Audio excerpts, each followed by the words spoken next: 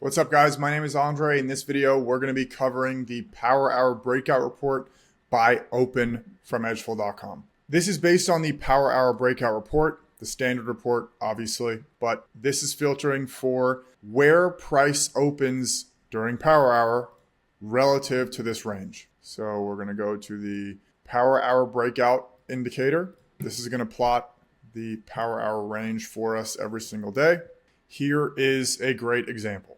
Okay, so this is going to plot Power Hour for us. And then now we're at the buy open. This is saying opened above the 50% area, opened below the 50% area.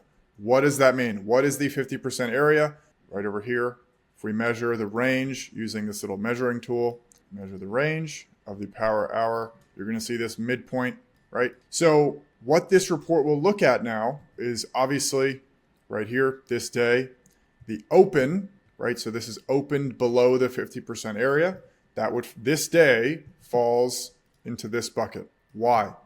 Because the open of Power Hour, right over here, the 3 p.m. Eastern Time opening price was below this green line. And what this report measures now is how often is there a new high of day or a new low of day for every time price is opened below this green line, right? The halfway point, which is right over here. So we are going to build the indicator. We're going to add a customization to this indicator to plot the halfway point for you. But right for now, what you can see is that 30% of the time when price is opened below this green line, which in this case opened, again, means the start of your Power Hour, in this case 3 p.m. Eastern Time, is below this green line.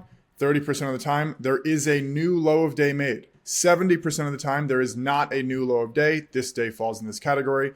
Let me just remove my session for a second. The high and low of day before 3 p.m. were not broken, right? So that falls into, this day would fall number one in here, and number two in here, in this black, there's no new low of day made, and then also no new high of day. So this day would fall into these two categories here.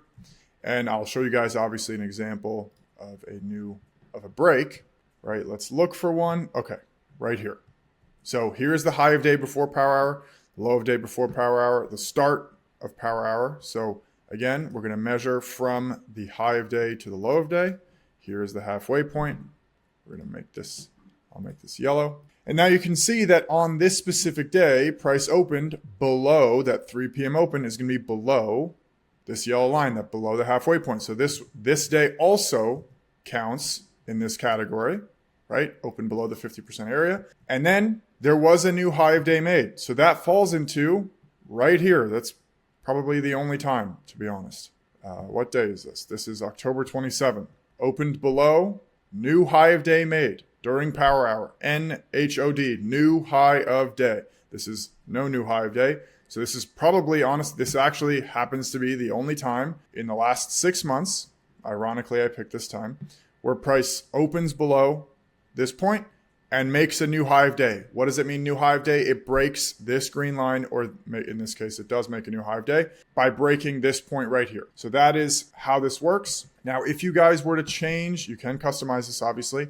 If you guys change the Power Hour length, it's always going to go backwards from the end of the session. So if I do 2 hours, you're going to see right here, it's going to be 2 p.m. to 4 p.m. So how does that impact this report?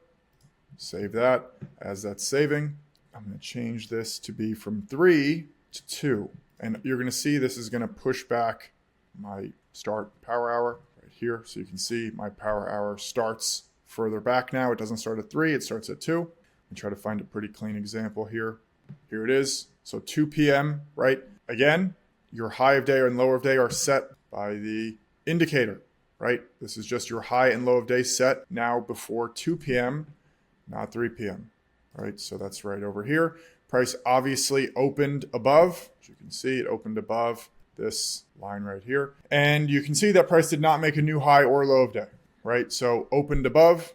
This day over here falls into this category, opened above. And now you can see that there was no new high of day, but it actually is pretty frequent that there is a new high of day. 60% of the time it will make a new high of day. So you do want to expect price to break out of there.